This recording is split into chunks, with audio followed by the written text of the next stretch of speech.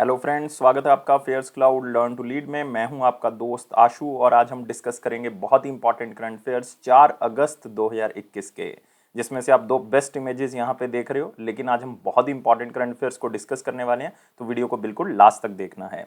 और दोस्तों, एक बात याद रखनी है आपने कि आप हमारी एप्लीकेशन को डाउनलोड कर सकते हो, जिसका लिंक जो है वो डिस्क्रिप्शन बॉक्स में आपको मिल जाएगा।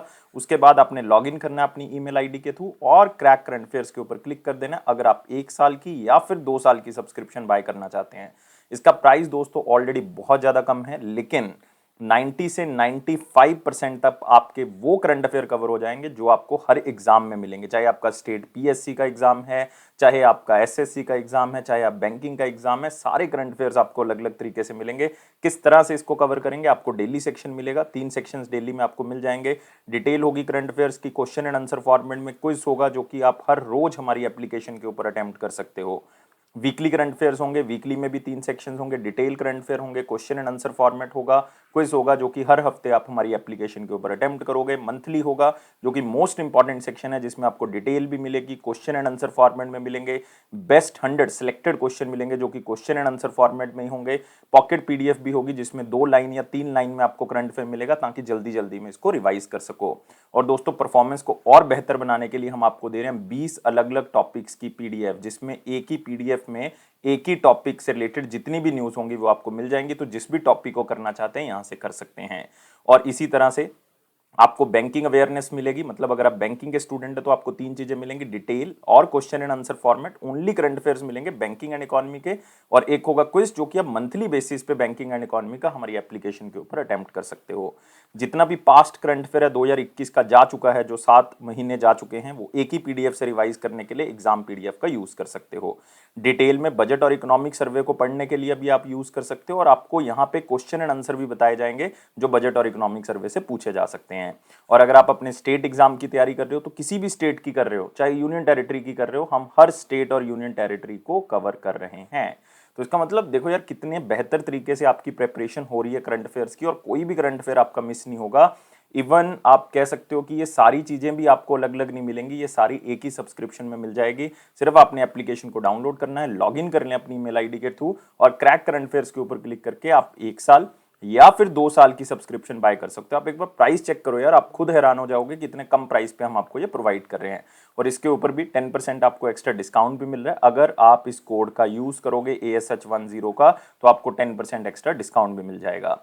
और आप हमारी ईमेल आईडी और इस नंबर पे संपर्क भी कर सकते हैं। अगर आपको कोई भी किसी भी तरह का डाउट है, कोई क्वेरी है, तो आप इस पे संपर्क करें। तो 4 अगस्त 2021 का करंट अफेयर स्टार्ट करते हैं, लेकिन सारे बच्चों से रिक्वेस्ट करूंगा, लाइक जरूर करना वीडियो को, शेयर करें मैक्सिमम टू मैक्सिमम, और चैनल को सब्सक्राइब जरूर करना है। यही मेरी आशा है कि आप ये तीनों काम जो है वो जरूर करोगे। और दोस्तों, टेलीग्राम ग्रुप को ज्वाइन कर लें, maximum to maximum Telegram group को शेयर करें ताकि ज्यादा से ज्यादा बच्चों को बेनिफिट मिल सके। तो मोस्ट इंपॉर्टेंट क्वेश्चन के साथ पहले क्वेश्चन के ऊपर आएंगे। आपने बताना है कि उस इलेक्ट्रॉनिक वाउचर पेमेंट का नाम क्या है, जो कि डिजिटल पेमेंट सोल्यूशन जो कि मोदी जी ने अभी लॉन्च किया है।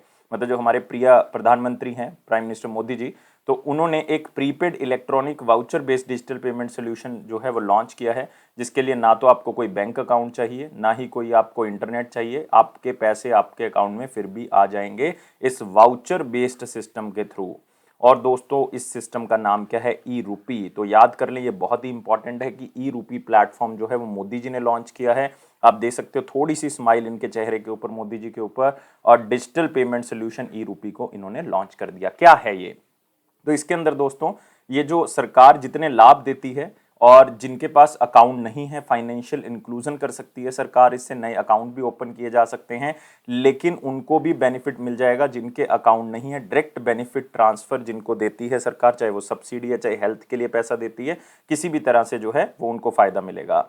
तो एक बार कैशलेस और कॉन्टेक्टलेस डिजिटल पेमेंट जो है वो वाउचर के थ्रू, मतलब वाउचर मतलब एक पर्ची कह सकते हो आप, उसके थ्रू पैसा दिया जाएगा। और ये national payment corporation of India की तरफ से इसको डेवलप किया गया है, और ये यूपीआई मतलब यूनिफाइड पेमेंट इंटरफेस प्लेटफॉर्म के ऊपर जो है ये मिल जाएगा। क्या करेगी सरकार इसमें? तो गवर्नमेंट जो ऑर्गेनाइजेशन क्या करेगी, जिसको भी लाभ देना है तो उसके लिए एक ई वाउचर या कूपन जो है वो जनरेट किया जाएगा, और वो कूपन या वाउचर जो है वो एसएमएस के थ्रू भेजा जाएगा, या फिर उसके लिए एक क्यूआर मतलब क्विक रिस्पांस कोड जो है वो जनरेट किया जाएगा और वो मोबाइल के ऊपर जो है वो उनको भेज दिया जाएगा जिस भी बंदे को पैसे सरकार ने भेजने हैं। तो ये तो हो गया पहला स्टेप कि वाउचर उसको भेज देना है। दूसरा काम क्या होगा, फिर इस बंदे ने जाके जो वाउचर उसके मोबाइल पे आएगा वो जाके जो है वो सर्विस प्रोवाइडर को दिखाना है जहां से उसने पेमेंट लेनी है, तो वहां पे दिखा देना है और वो वाउचर के थ्रू पूरी ट्रांजैक्शन हो जाएगी और पैसा जो है वो उनके पास आ जाएगा।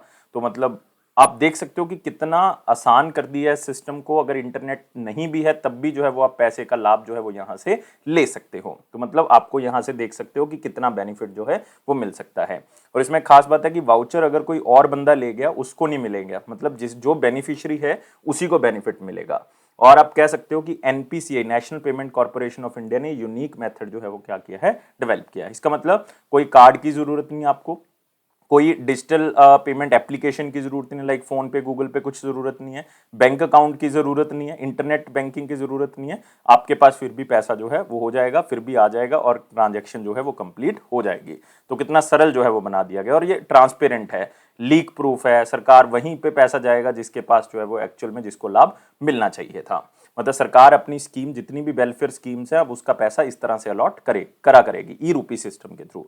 और आपने याद रखना है ये एनपीसीआई की तरफ से डिजाइन किया गया है। सबसे पहले ये हेल्थ सिस्टम के अंदर लागू किया जा रहा है, ये याद रखना है दोस्तों। सबसे पहले हेल्थ सिस्टम के अंदर लागू किया जा रहा है, फिर इसको अलग अलग जो है वो चीजों के अंदर जो है वो लेके आएगी सरकार।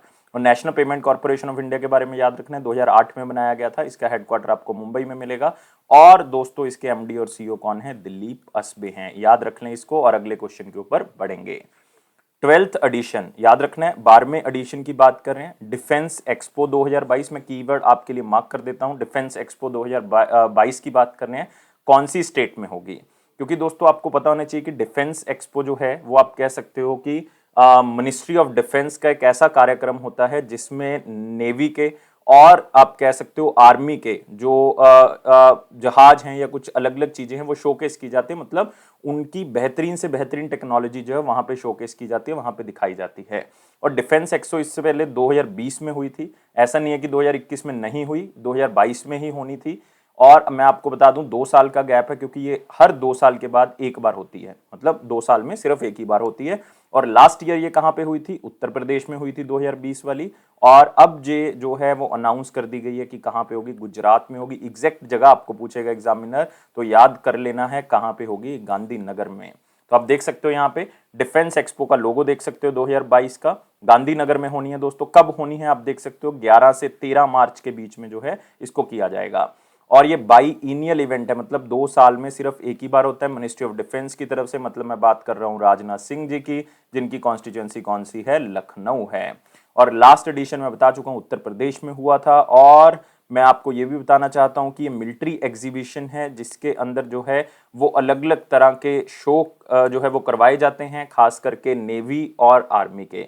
ये दोनों चीजें आपने जो है वो याद रखनी है। अगले क्वेश्चन के ऊपर आएंगे इसी के साथ। और दोस्तों इसमें गुजरात के बारे में याद कर लें। गुजरात के बारे में चीफ मिनिस्टर जो हैं वो विजय रूपानी हैं, गवर्नर जो हैं वो आचार्य देवव्रत हैं।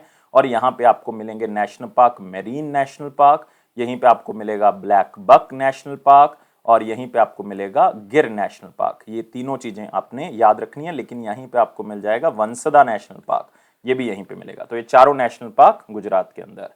अगले क्वेश्चन के ऊपर आते हैं।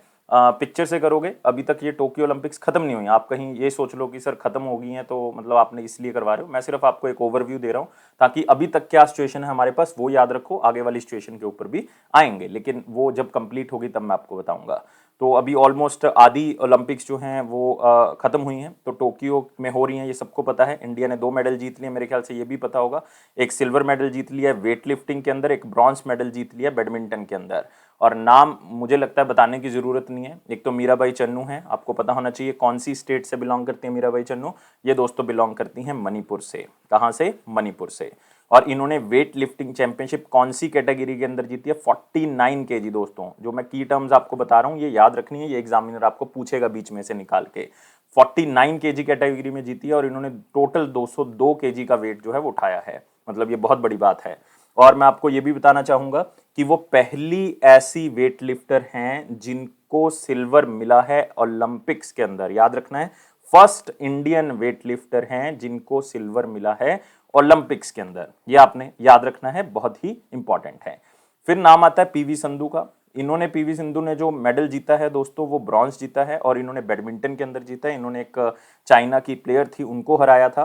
और 60 आप कह सकते हो कि मतलब 1960 से हम उम्मीद कर रहे थे कि मेडल जो है वो हमारे पास आएगा, लेकिन आपको पता होना चाहिए कि सबसे पहली प्लेयर कौन थी जो कि बैडमिंटन में जो है वो मेडल लेके आई थी, और उनको जो है वो मेडल मिला था ब्रॉन्ज मेडल, और वो थी साइना नेहवाल। तो आपको पता होना चाहिए साइना नेहवाल जो है वो फर्स्ट इंडियन है जिनको बैडमिंटन के अंदर जो है वो एक मेडल मिला था, और वो था ब्रॉन्ज मेडल, और वो 2008 की जो बीजिंग ओलंपिक्स थी उसके अंदर दिया गया था।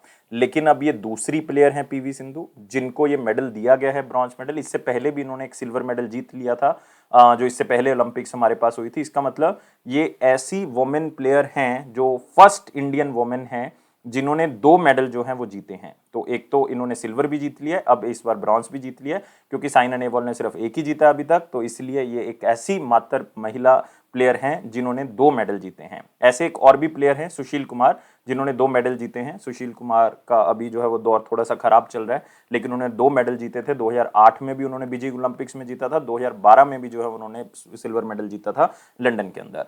तो मतलब सारी चीजें जितनी मैंने आपको बताई हैं बहुत ही इंपॉर्टेंट है, तो याद रखेंगे अभी तक। और मोटो याद रखना है दोस्तों, क्या टोक्यो ओलंपिक्स का क्या मेन मोटो रखा गया है, यूनाइटेड बाय इमोशंस। तो इसलिए हम कर रहे हैं, नहीं तो हम इसको कैंसिल ही कर देते अगर इमोशंस ना होते इसके साथ जुड़े हुए।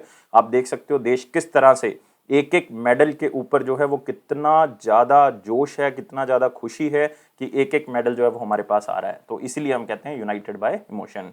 और याद रखना है ये 32nd एडिशन है ओलंपिक गेम्स का। ये सबको ही पता है कि कहां पे हो रहा है, टोक्यो के अंदर हो रहा है। तो जितनी भी चीजें बताई उसके साथ अगले क्वेश्चन के ऊपर बढ़ेंगे। मोस्ट इंपॉर्टेंट क्वेश्चन खत्म कर चुके हैं, वेरी इंपॉर्टेंट के ऊपर आते हैं। वीडियो को लाइक करना है, शेयर करना है मैक्सिमम टू मैक्सिमम, और चैनल को सब्सक्राइब कर देना दोस्तों। टेलीग्राम ग्रुप को ज्वाइन कर ले, और मैं उम्मीद रखूंगा कि ये तीनों काम आप जरूर करोगे। अगले क्वेश्चन के ऊपर आते हैं। कौन सा बंदा है जिसने अपने आप को प्राइम मिनिस्टर बना दिया म्यांमार का? मतलब उसके पास पावर थी तो उसने डिक्लेयर कर दिया कि मैं आज से जो है प्राइम मिनिस्टर हूं म्यांमार का। जो उनके मिलिट्री के हेड थे तो उन्होंने अपने आप को डिक्लेयर कर दिया कि मैं आज से क्या हूं प्राइम मिनिस्टर, और तब तक रहूंगा जब तक इमरजेंसी चलती रहेगी, और इमरजेंसी तब तक चलेगी जब तक इसके नॉर्मल इलेक्शंस नहीं होंगे। नॉर्मल इलेक्शन कौन से ईयर में होने हैं? 2023 तक। तो अब सिंपल सी आपको चीज समझ आ गया, क्योंकि मिलिट्री ने जो है वो हटा दिया था ऑनगोइंग गवर्नमेंट को, जिसकी हेड कौन थी? ऑन्ग सैंग सू की। तो इनको हरा दिया गया था। हरा नहीं कह सकते, इलेक्शंस में जो है वो रिजल्ट जो है वो आया जब तब ऑन्ग सैंग सू की जो है वो जीत रही थी, लेकिन मिलिट्री ने जो है वो ओवरटेक कर लिया। तो इसका मतलब आंसर जो है वो सी नहीं होगा, आंसर क्या होगा? डी होगा, मिन ऑन्ग लैंग। तो नाम याद कर लें, मिन ऑन्ग लैंग। तो आपको होगा सर बहुत ही मुश्किल से नाम है, लेकिन आपको यार याद रखना होगा, ये क्वेश्चन आपको मिल सकता है, इंपॉर्टेंट है, क्योंकि म्यांमार के अंदर मिलिट्री कूप हुआ था, मिलिट्री ने जो है वो कंट्रोल कर लिया था, और मिलिट्री के हेड कौन है? मिन ऑन्ग लैंग। तो आप देख सकते हो यहाँ पे उनका चेहरा, और उन्होंने अपने आप को प्राइम मिनिस्टर घोषित कर लिया है। कब तक रहेंगे मैं बता चुका हूं आपको कि ये 2023 तक रहेंगे, जब तक इलेक्शंस जो हैं वो म्यांमार के अंदर नहीं हो जाते। क्योंकि आपको पता होना चाहिए कि वहां पे म्यांमार के अंदर रिसेंटली 1 फरवरी 2021 को जो है वो इमरजेंसी डिक्लेयर कर दी गई थी, क्योंकि मिलिट्री ने इलेक्टेड गवर्नमेंट को हटा दिया गया था। और फरवरी 2021 को ही म्यांमार जो है वो गवर्नमेंट को हटा के जो स्टेट काउंसलर थी उनकी ऑन्ग सैंग सू की, और वहां पे मिलिट्री का रूल जो है वो स्थापित हो गया था। तो इतनी चीजें याद कर लें, और कुछ भी याद करने की जो है वो जरूरत नहीं है। अगले क्वेश्चन के ऊपर आएंगे। कौन सी कंट्री को अप्रूव कर दिया गया है कि वो कौन सी कंट्री ने ये अप्रूव कर दिया है कि harpoon joint common test set जो है वो आप ले सकते हो? मतलब इंडिया को कह दिया है कि हम आपको देने के लिए तैयार हैं, और इसके लिए बहुत सा पैसा जो है वो इंडियन गवर्नमेंट खर्च कर रही है। 609 करोड़ रुपए जो है वो इसके ऊपर खर्च किए जा रहे हैं। और दोस्तों ये नाम याद कर लें, इसमें हार्पून ज्वाइंट या harpoon joint common test set जो है वो कौन सी कंट्री से बिलोंग करता है? यूनाइटेड स्टेट्स ऑफ अमेरिका से। तो आप देख सकते हो हार्पून ऐसे तरह का सिस्टम है, या आप कह सकते हो एंटी शिप मिसाइल है, लॉन्चर है, मिसाइल लॉन्चर कह सकते हो आप। तो वहां पे जो यूएसए है वो इंडिया को एक बेचेगा। तो एक का पैक्ट हुआ अभी 609 करोड़ रुपए का। ये एंटी शिप मिसाइल सिस्टम है जहां से मिसाइल को दागा जा सकता है, कौन सी कंपनी बना रही है? बोइंग इसको बना रहा है, मतलब बोइंग कंपनी जो कि प्रिंसिपल कॉन्ट्रैक्टर है इस डील के अंदर, तो वो इसको बना रहा है। और 609 करोड़ रुपए के अंदर दोस्तों आप कह सकते हो कि सारी चीजें आ जाएंगी इसमें। मेंटेनेंस भी इंक्लूडेड है, कल को स्पेयर और रिपेयर पार्ट्स की कोई जरूरत है वो भी इंक्लूडेड है, और इवन टेस्टिंग भी जो है वो इसके अंदर इंक्लूडेड है। और रिसेंटली हमने एक और किया था दोस्तों, बहुत ही फेमस पेट्रोल एयरक्राफ्ट है जिसका नाम क्या है? पोजाइडन 8i, और 6 का हमने ऑर्डर लिया था कहां से? यूनाइटेड स्टेट्स ऑफ अमेरिका से। यूनाइटेड स्टेट्स ऑफ अमेरिका हमें 6 देगा, इंडिया को देगा, और ये बहुत ही बड़ी महंगी डील थी। 18,000 करोड़ में ये डील साइन हुई है, ये भी आप याद रख सकते हो। और ये भी यूएसए से बिलोंग करते हैं। तो अब 2 सिस्टम हो गए, पोजाइडन 8i भी याद रखना है और harpoon joint common test set भी याद रखना है। अगले क्वेश्चन के ऊपर आते हैं। आरबीआई ने एक बैंक को जो है वो इम्पेनल कर दिया है, मतलब उसको अलाउ कर दिया है as a agency bank. Agency bank का मतलब है कि गवर्नमेंट की ऑफिशियल ट्रांजैक्शंस में जो है अब वो बैंक पार्टिसिपेट कर सकता है। क्योंकि आपको पता होना चाहिए कि पहले, अगर मैं फरवरी 2021 से पहले की बात करता हूं तो सिर्फ इसमें पब्लिक सेक्टर बैंक या बहुत बड़े प्राइवेट बैंक्स ही पार्टिसिपेट कर सकते थे गवर्नमेंट की ट्रांजैक्शंस में। लेकिन फरवरी 2021 से आरबीआई ने ये कह दिया गया था कि अब वो शेड्यूल प्राइवेट सेक्टर बैंक्स को भी जो है वो क्या किया करेगा? एज एजेंसी बैंक अपॉइंट किया करेगा। और रिसेंटली ये दायित्व जो है वो किसको मिला है? इंडसइंड बैंक को ये दायित्व मिला है। तो आंसर क्या होगा? सी होगा। तो आप देख सकते हो इंडसइंड बैंक को आरबीआई ने एज ए एजेंसी बैंक जो है वो डिक्लेयर कर दिया। मतलब वो गवर्नमेंट की जो ऑफिशियल ट्रांजैक्शंस होंगी, चाहे वो central board of direct taxes की होंगी, चाहे central board of indirect tax and custom की होंगी, चाहे वो गुड्स एंड सर्विस टैक्स की होंगी, वो स्टेट और सेंट्रल गवर्नमेंट के बिहाफ पे कौन कर सकता है? इंडसइंड बैंक जो है वो कर सकता है। और आपने याद रखना है कि शेड्यूल प्राइवेट सेक्टर बैंक्स को आरबीआई ने फरवरी में अलाउ कर दिया गया था कि वो agency bank as a appoint किए जा सकते हैं। और मैं आपको एक बात और बताना चाहूंगा कि इसमें गवर्नमेंट की कोई भी ट्रांजैक्शन हो सकती है, चाहे वो इनकम टैक्स से रिलेटेड हो, चाहे वो इनडायरेक्ट टैक्स से रिलेटेड हो, चाहे वो पेंशन हो, आप कह सकते हो, चाहे वो स्मॉल सेविंग स्कीम हो, चाहे वो स्टैंप ड्यूटी हो, कुछ भी हो। और स्टेट गवर्नमेंट के लिए भी कर सकता है। स्टेट गवर्नमेंट में जैसे कि आप कह सकते हो प्रोफेशनल टैक्स है, वैट है, स्टेट एक्साइज ड्यूटी है, कुछ भी है, तो वो भी जो है वो कलेक्ट या लगाने की जो जिम्मेवारी है वो बैंक को दी जा सकती है। मतलब पैसा जो है वो बैंक के पास आएगा। और दोस्तों इसमें इंडसइंड बैंक के बारे में याद कर लें। इंडसइंड बैंक को 1994 में बनाया गया था। इसका हेडक्वार्टर पूना महाराष्ट्र में मिलेगा। और इसके एमडी और सीईओ कौन है? सुमंत कथपालिया जी, सुमंत कथपालिया। तो याद कर लें, बैंकिंग स्टूडेंट्स के लिए इंपॉर्टेंट है।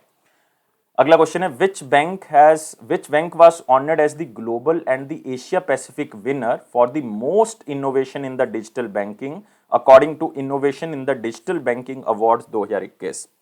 ये क्वेश्चन बहुत ज्यादा इंपॉर्टेंट है, खास करके जो एसबीआई का एग्जाम देने वाले हैं या और बैंक का एग्जाम अभी आईबीपीएस के होंगे वो देने वाले हैं। क्योंकि ये जो अवार्ड जिस बैंक ने जीता है उसको रिसेंटली 2021 में बहुत से अवार्ड मिले हैं, मैं सब डिस्कस करूंगा। लेकिन सबसे पहले आपने याद रखना है, ये डिजिटल बैंकिंग अवार्ड 2021 कौन सी ऑर्गेनाइजेशन या कौन सा ग्रुप देता है? ये ग्रुप है जिसका नाम है द बैंकर। तो वो देता है, ये आप कह सकते हो एक फाइनेंशियल टाइम्स पब्लिकेशन है द बैंकर। तो वो ये ऑनर प्रोवाइड करता है। और global and Asia Pacific winner जो है मोस्ट इनोवेशन डिजिटल बैंकिंग का अवार्ड मिला है डेवलपमेंट बैंक ऑफ सिंगापुर। तो आंसर क्या होगा? बी होगा। तो आप देख सकते हो डीबीएस बैंक को ये अवार्ड मिला है ग्लोबल लेवल पे for innovation in the digital banking. और ये उनको कैटेगरी के अंदर मिला है cyber security category, secure assess and remote working solution. मतलब रूरल से रूरल एरिया में भी जो है ये अपनी फैसिलिटी प्रोवाइड करते हैं। ये तो हो गया एक अवार्ड जो उनको 2021 में मिला, किसकी तरफ से? द बैंकर की तरफ से। याद रखोगे, मैं आपको सारे पॉइंट्स बताऊंगा। द बैंकर की तरफ से। और डिजिटल बैंकिंग अवार्ड मिला है, मतलब बेस्ट डिजिटल इनोवेशन के लिए, हो गया एक। नेक्स्ट है यूरो मनी। ये भी दोस्तों एक फाइनेंशियल पब्लिकेशन है जैसे द बैंकर है। और इन्होंने भी डीबीएस को एशिया का बेस्ट बैंक और एशिया का बेस्ट डिजिटल बैंक डिक्लेयर किया था चौथी बार। तो यूरो मनी की तरफ से भी हो गया, द बैंकर की तरफ से भी हो गया, डीबीएस बैंक बेस्ट बैंक। फिर क्या हो गया?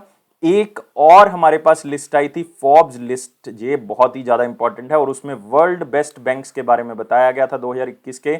उसमें भी डीबीएस ने टॉप किया है दोस्तों, याद रखना है। डीबीएस की वर्ल्ड्स बेस्ट बैंक 2021 की लिस्ट में, मतलब फोर्ब्स की लिस्ट में डीबीएस बैंक जो है वो पहले नंबर पे रहा। तीसरा हो गया हमारे पास, देखो पहला द बैंकर का हो गया, दूसरा हो गया यूरो मनी का, तीसरा हो गया फोर्ब्स लिस्ट का। अब चौथा भी सुन लो, चौथा कौन सा है? Global finance. फिर से आप कह सकते हो एक ऑर्गेनाइजेशन, ग्लोबल फाइनेंस ने भी डीबीएस बैंक को जो है वो डेवलपमेंटल बैंक कहा है। और इन्होंने सेफेस्ट बैंक इन एशिया कहा है। तो याद रखना है, safest bank in Asia DBS bank है ग्लोबल फाइनेंस के अकॉर्डिंग, और ये लगातार पिछले 12 साल से ये अवार्ड हासिल कर रहा है ग्लोबल फाइनेंस से। देखो 4 चीजें हो गई हैं, तो चारों की चारों याद रखनी है, 2-3 बार रिवाइज करवा चुका हूं। डीबीएस बैंक का मतलब है डेवलपमेंटल बैंक ऑफ सिंगापुर, और इसका हेडक्वार्टर आपको पता ही है सिंगापुर में होगा। इसके सीईओ कौन है? पीयूष गुप्ता जी। कौन है? पीयूष गुप्ता। अदरवाइज इंपॉर्टेंट नहीं था, लेकिन यहां पे 3-4 अवार्ड मिल चुके हैं जिसके कारण आपने याद रखना है। अगले क्वेश्चन के ऊपर आएंगे। Who has won the 2021 Eisner Award for the Best Painter or the Multimedia Artist? तो इसमें बेस्ट पेंटर का ही याद रखना है आपने, क्योंकि आइसनर अवार्ड तो यार 32 कैटेगरी के अंदर दिया जाता है, तो सारी कैटेगरीज तो याद नहीं रखेंगे, लेकिन बेस्ट पेंटर और मल्टीमीडिया आर्टिस्ट के लिए अवार्ड किसको मिला है? आनंद राधाकृष्णन को। तो आंसर क्या होगा? ए होगा। आनंद राधाकृष्णन को आप आनंद आरके के नाम से भी आपको ऑप्शन के अंदर डाल सकता है, तो कंफ्यूज नहीं होना, चाहे ओनली आनंद याद कर ले। तो ये अवार्ड उन्होंने, एक यूके बेस्ड कलरिस्ट हैं जो कलर करते हैं, तो जॉन पियर्सन, उनको मतलब आप कह सकते हो एक नॉवल के अंदर ग्राफिक डिजाइन करने के लिए अवार्ड मिला था। जो नॉवल का नाम था वो था blue in green, blue in green. और ये नॉवल किसने लिखी थी? राम वी ने। लेकिन आपने याद नहीं रखना, आपने सिर्फ याद रखना है ये नाम, जो नाम क्या है? आनंद राधा कृष्णन। और आइशनर अवार्ड जो है वो एक ग्राफिकल नॉवल लेजेंड के नाम से रखा गया, जिसका नाम था विल आइशनर, उनके नाम से रखा गया। और इस अवार्ड को दोस्तों Oscar of the comic field भी कहा जाता है, मतलब मैगजीन्स के क्षेत्र में आप कह सकते हो ये एक ऑस्कर अवार्ड है एक तरह का, और ये 32 अलग अलग कैटेगरीज में दिया जाता है। तो मतलब आपने सिर्फ यहाँ पे यही याद रखना है कि बेस्ट पेंटर या मल्टीमीडिया आर्टिस्ट किसको मिला है। और दोस्तों यहाँ पे जो बाकी ऑप्शंस देख रहे हो ये इंपॉर्टेंट है, रिसेंटली इनको अवार्ड मिला है, जैसे वलेरिया लुइसली हैं, तो इनको रिसेंटली अवार्ड मिला था international Dublin literary award, Dublin literary award 2021 का। इन्होंने एक नॉवल लिखी थी जिसका नाम था लॉस्ट चिल्ड्रन आर्काइव, तो उसके लिए मिला। डेविड डायब दोस्तों आपको एसबीआई के अंदर ये क्वेश्चन मिलेगा, मोस्ट इंपॉर्टेंट क्वेश्चन है पूरे साल का, इंटरनेशनल बुकर प्राइज 2021, और ये कौन सी नॉवल के लिए मिला? At night all blood is black, at night all blood is black. तो डेविड डायब को। के शैलजा दोस्तों फॉर्मर हेल्थ मिनिस्टर आप कह सकते हैं केरला की, इनको अवार्ड मिला था open society prize, open society prize अपने हेल्थ के इनिशिएटिव्स को लेके, और ये सेंट्रल यूरोपियन यूनिवर्सिटी की तरफ से दिया गया। तो ये तीनों अवार्ड्स बहुत ही फेमस हैं, खास करके डेविड डायब का आपने याद रखना है। अगले क्वेश्चन के ऊपर आते हैं। कौन सी स्टेट ने लॉन्च किया है हर हित स्टोर स्कीम? बहुत इंपॉर्टेंट है, सेल्फ एम्प्लॉयमेंट जनरेट करने के लिए, ताकि ज़्यादा से ज़्यादा यूथ जो हैं वो कमाने की तरफ जा सकें, और 2024 तक पूरी स्टेट के अंदर हम अनएम्प्लॉयमेंट को क्या कर सके? खत्म। ये टारगेट रखा गया स्टेट गवर्नमेंट की तरफ से, और ये स्टेट कौन सी है दोस्तों? हरियाणा। याद रखना है। और इस तरह के स्टोर आप देखोगे हरियाणा के अंदर अब आने वाले टाइम पीरियड के अंदर, हर हित स्टोर। और मनोहर लाल खट्टर जी जो कि चीफ मिनिस्टर हैं हरियाणा के, उन्होंने इस स्कीम का उद्घाटन किया है, ताकि अनएम्प्लॉयमेंट को 2024 तक हम क्या कर सकें? खत्म कर सकें। तो इस स्कीम के तहत जो है वो एक ग्रोसरी स्टोर्स खोले जाएंगे, जैसे कि मैंने अभी आपको पिक्चर दिखाई थी, वो रूरल और अर्बन एरियाज में खोले जाएंगे, ताकि बेस्ट क्वालिटी के जो डेली नीड के प्रोडक्ट्स हैं वो रीजनेबल प्राइस पे मिल सकें। और इसके लिए हरियाणा गवर्नमेंट की एक ऑर्गेनाइजेशन है जिसका नाम क्या है? Haryana agro industrial corporation limited. इन्होंने 51 कॉर्पोरेट हाउसेस के साथ जो है वो एग्रीमेंट भी किया है, ताकि अलग अलग तरह के प्रोडक्ट्स स्टोर तक पहुंच सकें और उनको अलग अलग तरह की सहायता मिल सके, और वो रीजनेबल प्राइस पे जो है वो आगे प्रोवाइड कर सकें। तो इससे क्या होगा? मैक्सिमम टू मैक्सिमम यूथ जो है वो इस तरह के स्टोर खोल सकता है, उनको रीजनेबल प्राइस पे लोगों को प्रोवाइड करनी है चीजें, लोग भी वहीं से खरीदेंगे, तो उनको एक तरह से एम्प्लॉयमेंट जो है वो जनरेट हो जाएगी। और चीफ मिनिस्टर ने कहा है कि हम फ्रेंचाइज देने के लिए तैयार हैं इन स्टोर्स की, जिसका नाम क्या होगा? हर हित स्टोर। तो ये जो है वो हम फ्रेंचाइज देंगे। और खास करके हरियाणा के स्टूडेंट याद रखें कि जो पहला फेज होगा, मतलब पहले फेज के अंदर 1500 स्टोर कहां पे खोले जाएंगे? रूरल एरिया के अंदर, और 500 स्टोर जो हैं वो कहां पे खोले जाएंगे? अर्बन एरिया के अंदर। ये पहले फेज के अंदर 2000 स्टोर खोलने का लक्ष्य रखा गया है। और दूसरे फेज में, सेकंड फेज के अंदर जो है वो दोस्तों टोटल 5000 स्टोर खोलने हैं अर्बन और रूरल में। तो मतलब ये आपने याद रखना है, हरियाणा गवर्नमेंट के बारे में याद कर लें। नए गवर्नर कौन लगाए गए हैं? नए गवर्नर लगाए गए हैं आचार्य नहीं, नए गवर्नर लगाए गए हैं यहाँ पे बंडारू दत्तात्रेय। आचार्य देवव्रत जी तो कहाँ के हैं? गुजरात के। और बंडारू दत्तात्रेय जी जो कि पहले हिमाचल के गवर्नर थे, अब कहाँ के हैं? हरियाणा के हैं। और दोस्तों चीफ मिनिस्टर मनोहर लाल खट्टर जी हैं। और इसी के साथ आपने एक चीज और याद रखनी है, 2 नेशनल पार्क, एक तो सुल्तानपुर नेशनल पार्क और दूसरा आपने याद रखना है कालेसर नेशनल पार्क। अगले क्वेश्चन के ऊपर बढ़ेंगे। कौन सा स्मॉल फाइनेंस बैंक है जिसने एक सेविंग अकाउंट लॉन्च किया है जिसका नाम है health and wellness saving account. मतलब आपको दो चीजें मिलेंगी, हेल्थ और वेलनेस की फैसिलिटीज भी मिलेंगी और साथ में सेविंग अकाउंट के फीचर तो मिलेंगे ही मिलेंगे। इसमें आपको इंश्योरेंस मिल जाएगा हेल्थ और वेलनेस से रिलेटेड। और ये बैंक हमारे पास स्मॉल फाइनेंस बैंक कौन सा है? सूर्योदय स्मॉल फाइनेंस बैंक। तो इन्होंने ये सेविंग अकाउंट फैसिलिटी प्रोवाइड किया जिसमें 25 लाख रुपए तक का इंश्योरेंस जो है वो आपको अकाउंट खोलते ही प्रोवाइड कर दिया जाएगा। वो आपका अकेले का भी हो सकता है, पूरी फैमिली का भी हो सकता है। इसमें जो है वो आपको एम्बुलेंस मेडिकल केयर सर्विस मिलेगी, आपको हेल्थ केयर पैकेज मिलेगा और भी बहुत सी चीजें इसके अंदर इंक्लूडेड है। और अकाउंट खोलने की मिनिमम एज जो है वो 18 साल रहेगी, मिनिमम एज 18। और मैक्सिमम टू मैक्सिमम कितने साल का बंदा अकाउंट खोल सकता है? 65 साल का बंदा अकाउंट खोल सकता है। लेकिन एक कंडीशन के साथ है इसमें कि आपका एवरेज मंथली बैलेंस जो है वो 3 लाख रहना चाहिए। मतलब एवरेज जो है वो पूरे मंथ की 3 लाख रहनी चाहिए आपके अकाउंट के अंदर। थोड़ी सी ज्यादा है लेकिन तभी आपको ये बेनिफिट जो है वो मिल सकते हैं। और इसमें जो ये बैंक है ये बहुत ही हाईएस्ट इंटरेस्ट रेट भी जो है वो पे कर रहा है। आप कह सकते हो बहुत ही ज्यादा इंटरेस्ट रेट पे कर सकता है। 6.25 इंटरेस्ट रेट जो है वो पे कर रहा है पूरे साल के अंदर। तो ये बहुत बड़ी बात है क्योंकि बहुत ही कम बैंक है जो इतना इंटरेस्ट रेट जो है वो पे कर रहे हैं। और इसमें आप 1.5 लाख रुपए तक कैश में जो है निकाल सकते हो, रोज एटीएम से विड्रॉल कर सकते हो। 3 लाख रुपए जो है वो आप कह सकते हो कि शॉपिंग की जा सकती है रोज। और एक प्लैटिनम चिप कार्ड भी जो है वो आपको दिया जाएगा। तो मतलब ये सारी सुविधाएं हैं आपको एग्जाम मैं इसलिए बता रहा हूं ताकि आपको याद भी रहे और आपको पता भी लग सके कि क्या फैसिलिटीज हैं। एग्जामिनर के पूछने के चांसेस कम है कि क्या क्या फैसिलिटीज मिलेंगी।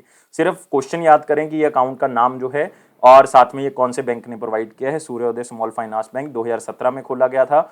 और साथ में आपने याद रखना है मुंबई महाराष्ट्र इसका हेडक्वार्टर है और उसके एमडी और सीईओ कौन है? भास्कर बाबू। भास्कर बाबू। अगले क्वेश्चन के ऊपर आएंगे। कौन सी इंश्योरेंस कंपनी ने मणिपाल बिजनेस सॉल्यूशंस के साथ टाई अप किया है ताकि वो रूरल एरियाज में भी अपने आप को लेके आ सके, रूरल एरियाज में लोग इंश्योरेंस के बारे में जान सकें, रूरल एरियाज में वो कंपनी अपने पैर को पसार सके। और दोस्तों आंसर क्या होगा इसका? SBI general insurance. और मणिपाल बिजनेस सॉल्यूशन जो है वो एक प्लेटफॉर्म को चलाता है। उस प्लेटफॉर्म का नाम क्या है? सही पे। याद रखना है कौन सा प्लेटफॉर्म है? सही पे। सही पे वो प्लेटफॉर्म है जो रूरल एरियाज में जो है वो लोगों को फाइनेंशियल जो सपोर्ट है वो प्रोवाइड करता है। मतलब सही पे जो है वो डिजिटल और फाइनेंशियल सर्विसेज जो है वो सेमी अर्बन या रूरल पार्ट्स में प्रोवाइड करता है। अब एसबीआई जनरल इंश्योरेंस कंपनी क्या करेगी कि वो सही पे के माध्यम से जो है वो इन रूरल एरियाज में पहुंचेगी क्योंकि ऑलरेडी सही पे है वहां पे। तो वो वहां पे लोगों तक पहुंचेगी और अपने प्रोडक्ट्स के बारे में लोगों को जानकारी देगी कि कम कीमत पे आप इंश्योरेंस करवा सकते हो, इंश्योरेंस के क्या बेनिफिट्स हैं। क्योंकि आपको पता है कि 65% तक पॉपुलेशन जो है वो इंडिया की रूरल एरिया में ही रहती है। मतलब मैक्सिमम पॉपुलेशन रूरल एरिया में रहती है। तो उनको इंश्योरेंस के बेनिफिट्स यहाँ पे बताए जा सकते हैं सही पे माध्यम से। तो सही पे माध्यम मणिपाल बिजनेस सॉल्यूशन का है तो इसलिए उन्होंने टाई अप इनके साथ किया। और एसबीआई जनरल इंश्योरेंस के बारे में दोस्तों याद रखोगे, एसबीआई जनरल इंश्योरेंस के एमडी और सीईओ कौन है? प्रकाश चंद्र कंदपाल। तो याद रखोगे प्रकाश चंद्र कंदपाल। हेडक्वार्टर कहां पे इसका? मुंबई। और इसकी टैगलाइन क्या है? सुरक्षा, सुरक्षा और भरोसा दोनों। सुरक्षा और भरोसा दोनों। अगले क्वेश्चन के ऊपर, कौन से बंदे को ब्रांड एम्बेसडर बनाया गया होमलेन का? और पहला ब्रांड एम्बेसडर होमलेन दोस्तों मतलब अभी लॉन्च हुई है और बहुत ही मतलब बड़े लेवल पे जो है वो इसका नाम जो है वो हो चुका है। और मैं आपको बता दूं ये ऑनलाइन एक ऐसा प्लेटफॉर्म बनाया गया जिसमें इंटीरियर डिजाइन भी आपको ऑनलाइन मिल जाएगा और साथ ही साथ जो है ये मतलब आप कह सकते हो मतलब फर्निशिंग के बारे में, हाउस फर्निशिंग या जो आपके घर में जो सामान लगेगा उसके बारे में भी जानकारी देंगे। और होमलेन जो है वो एक बहुत बड़ी कंपनी के नाम से उभरा है और इन्होंने रिसेंटली एमएस धोनी जी को साइन किया है। कितने साल के लिए? 3 साल के लिए जो है वो ये पार्टनरशिप हुई है दोनों के बीच में। तो फर्स्ट ब्रांड एम्बेसडर कौन बने हैं? एमएस धोनी। तो एमएस धोनी जो है वो मतलब उनको इक्विटी शेयर्स दिए गए हैं होमलेन की तरफ से कि आप हमारे साथ एग्रीमेंट करो, हम आपको अपने इक्विटी शेयर्स जो है वो प्रोवाइड करेंगे। और साथ ही साथ आप अगर हमारे साथ कनेक्ट भी होते हो तो हम आपको जो है वो अलग अलग तरह की सुविधाएं भी प्रोवाइड करेंगे। लेकिन इसके बारे में एमएस धोनी जो है वो एडवर्टाइजमेंट कब करना स्टार्ट करेंगे? आईपीएल के जो नए सेशन होंगे जिसकी डेट्स अभी अनाउंस नहीं है तो वहां पे ये किया जाएगा। तो आप देख सकते हो माही धोनी जी, होमलेन, रोप्स, Mahendra Singh Dhoni as the brand ambassador. लेकिन बाकी तीनों ऑप्शंस दोस्तों बहुत ही इंपॉर्टेंट हैं। आंड्रे रसल रिसेंटली इनको अपॉइंट किया गया मॉन्टे कार्लो का ब्रांड एम्बेसडर जो कि एक कपड़े का बहुत फेमस ब्रांड है। रविंद्र जडेजा इनको एसिक्स जो कि एक बहुत फेमस शू कंपनी है जापान की, उन्होंने इसको साइन किया है। ए आर रहमान जो बाफ्टा ब्रेक थ्रू के थ्रू जो है वो क्या बने हैं? ब्रांड एम्बेसडर बने हैं।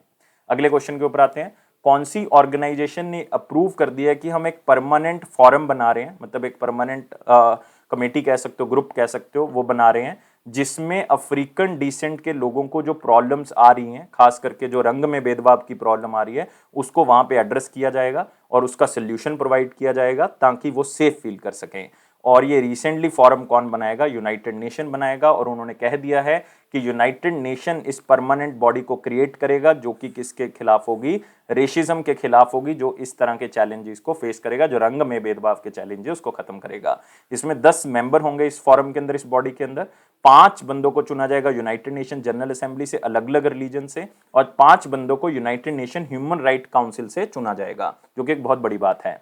और आप कह सकते हो कि ये ऐसे नहीं कि अपनी मर्जी से चुन लेंगे, ये जो अफ्रीकन डिसेंट के लोग हैं उनसे राय लेके जो है वो उनको चुना जाएगा, जो वहां की ऑर्गेनाइजेशन है फेमस, उनसे राय लेके चुना जाएगा। और इसका पहला सेशन दोस्तों अगले साल होगा, 2022 में होगा। और ये अफ्रीकन डिसेंट के जो लोग हैं उनको आप कह सकते हो क्वालिटी ऑफ लाइफ प्रोवाइड करेगा, सेफ्टी प्रोवाइड करेगा, और उनको जीने का एक नया रास्ता जो है वो दिखाएगा ताकि रेशियल डिस्क्रिमिनेशन से उनको बचाया जा सके, जो काले और गोरे का भेदभाव है उसको किसी तरह से खत्म किया जा सके। और दोस्तों यहाँ पे ऑर्गेनाइजेशन इंपॉर्टेंट है, United nation human right council, जिसको पहले United Nations commission on human rights कहा जाता था। इसकी स्थापना जो है वो 2006 में की गई थी। कितनी कंट्रीज मेंबर है? 47 कंट्रीज मेंबर हैं, जो कि यूनाइटेड नेशन की मेंबर हैं। इसकी भी साथ में जो है वो मेंबर है 47 कंट्रीज। और इसकी प्रेसिडेंट कौन है? बाय डिफॉल्ट इसकी प्रेसिडेंट है नजाहत शमीम। तो याद रखना है, नजाहत शमीम खान पूरा नाम है। नजाहत शमीम खान जो है वो क्या है, इनकी जो है वो चेयरपर्सन है, मतलब आप कह सकते हो प्रेसिडेंट है। तो याद रखना है दोस्तों, जितनी भी चीजें मैंने बताई। अगले क्वेश्चन के ऊपर बढ़ेंगे। मुकेश अंबानी जो कि ऑयल से लेकर टेलीकॉम तक की कंपनियों के मालिक हैं, रिलायंस इंडस्ट्रीज की बात कर रहे हैं, उनका स्थान जो है वो मतलब 59 स्थान जो है वो नीचे आ गई है वो कंपनी, कोविड-19 के कारण। मतलब 2021 की जो फॉर्च्यून ग्लोबल 500 कंपनीज की लिस्ट निकाली गई पूरे वर्ल्ड की, उसमें इनका स्थान जो है वो 59 स्थान जो है वो नीचे आ गया है। एसबीआई ने 16 स्थान का जो है वो लाभ लिया है, 16 स्थान जो है वो ऊपर आ गया है। आप देख सकते हो, मैं आपको सिर्फ लिस्ट दिखाना चाहूंगा कि रिलायंस इंडस्ट्रीज से 155 नंबर पे आ गया, अदरवाइज ये टॉप 100 में थी, लेकिन अब जो है 155 स्थान जो है वो रिलायंस इंडस्ट्रीज का है। इनको बहुत बड़ा रेवेन्यू जो है वो लॉस हो, 25% तक का रेवेन्यू जो है वो लॉस हो गया कोविड-19 के कारण। स्टोर्स बंद थे यार, पेट्रोल पंप्स बंद हो गए हैं ड्यू टू फार्म लॉज आप कह सकते हो, उसके कारण जो है वो चीज़ों को नुकसान हो गया है। और स्टेट बैंक ऑफ इंडिया को 16 स्थान का फायदा हुआ, 205वें स्थान पे 500 की लिस्ट में। और इंडियन ऑयल कॉर्पोरेशन 212वें स्थान पे है। तो आप कह सकते हो इंडिया की 3 कंपनीज जो हैं वो आप देख सकते हो यहाँ पे, जो इंपॉर्टेंट मैंने बताई हैं, लेकिन आपने पहली 2 याद रखनी है। एसबीआई को फायदा हुआ, रिलायंस इंडस्ट्रीज को नुकसान हुआ, लेकिन पूरे वर्ल्ड की पहले नंबर की कंपनी फॉर्च्यून ग्लोबल लिस्ट के अंदर कौन सी है? वॉलमार्ट। ये क्वेश्चन आपको पूछा जा सकता है, तो इसको आपने याद रखना है। अगले सेक्शन के ऊपर आते हैं दोस्तों। अगला सेक्शन है हमारे पास इंपॉर्टेंट क्वेश्चन सेक्शन, लेकिन वीडियो को लाइक करना है, शेयर करना है, और मैक्सिमम टू मैक्सिमम चैनल को आपने शेयर करके सब्सक्राइब करना है दोस्तों। और दोस्तों एक बात याद रखनी है कि टेलीग्राम ग्रुप को ज्वाइन कर ले, और मैं उम्मीद रखता हूं कि आप ये मेरे तीनों काम जो है वो जरूर करोगे। तो क्वेश्चन क्या है?